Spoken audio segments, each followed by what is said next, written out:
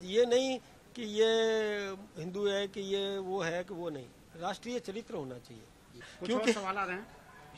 मैं आपसे ना निजी सवाल मतलब मैं कहूँगा कि मैं पाली के बारे में पूछूंगा आपसे और पाली की संस्कृति के बारे में पूछूंगा, वहाँ के खान पान के बारे में पूछूंगा। पहले तो बताइए कि वहाँ सबसे ज्यादा खाने के लिए क्या फेमस है जो आप भी खाते हैं, मतलब आप जनरली चाहते हैं कि वो टेस्ट याद करते हैं और वो अब मैं चाहूंगा कि जनता, हमारे राजस्थान की जनता भी सुन रही है, वो कैसा क्या फेमस है कि लोग वहाँ पहुंचे, वो प्रसिद्ध है, दिल्ली तक भी पहुंचे, लोग आए खाएं, ऐसा क्या है पाली का? मैं आप सबको आमंत्रित करूंगा, पाली आए। पाली का गुंजा पेठा प्रसिद्ध है। पाली की जलेबी बहुत अच्छी है, पाली के और गुलाब हलवा कभी मैं अगली बार आऊंगा तो मैं लेकर के भी आऊंगा आपके यहाँ। गुलाब हलवा प्रसिद्ध है और उसमें चीनी बहुत कम मिलती है, घी बिल्कुल नहीं मिलता, केवल दूध को रड़ा रड़ा करके उसको गुलाबी कलर कर देते हैं, थोड़ी सी चीनी मिलाते हैं, तो शुगर पेशेंट भी उसको खा सकता है। अच्छा, इतने बिजी शेड्यूल में से आप वक्त कैसे निकाल पाते हैं सर अपने परिवार के लिए, घर के लिए? और दूसरा, जब आपने आरएसएस ज्वाइन की थी उस वक्त पर क्या कह दिया कि हाँ जाओ ज्वाइन करो, परिवार की तरफ से पूरी सहमति थी, फिर आप सक्रिय राजनीति में आए, वो थोड़ा अगर पृष्ठभूमि में बता सके आप। देखिए, मैं 1962 में स्वयंसेवक बना जी। उसके बाद मैं आईटीसी ओटीसी करके और थर्ड ईयर कर लिया था मैंने 72 में।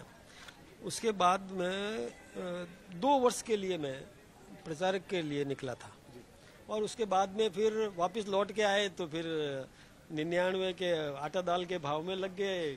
मैंने टेक्सटाइल की फैक्ट्री लगाई, माइनिंग का काम किया, ऐसे करके मैं इंडस्ट्री लाइन में भी आया। फिर चूंकि मेरा बेस वही था और फिर जनसंघ, फिर जनता पार्टी में विलय हुआ, उसके बाद भारतीय जनता पार्टी बनी, तब से मैं विभिन्न पदों पर रहा, 4 बार जिलाध्यक्ष भी रहा।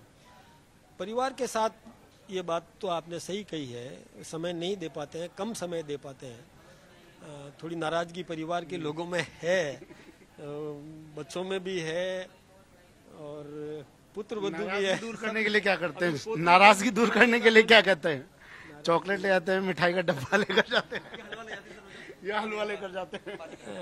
वैसे एक बात है, वो भी अपने आप को अभ्यस्त कर चुके हैं और जब आपका चैनल देखेंगे तो उनको लगेगा कि चलो हमारी चिंता कोई तो कर रहा है।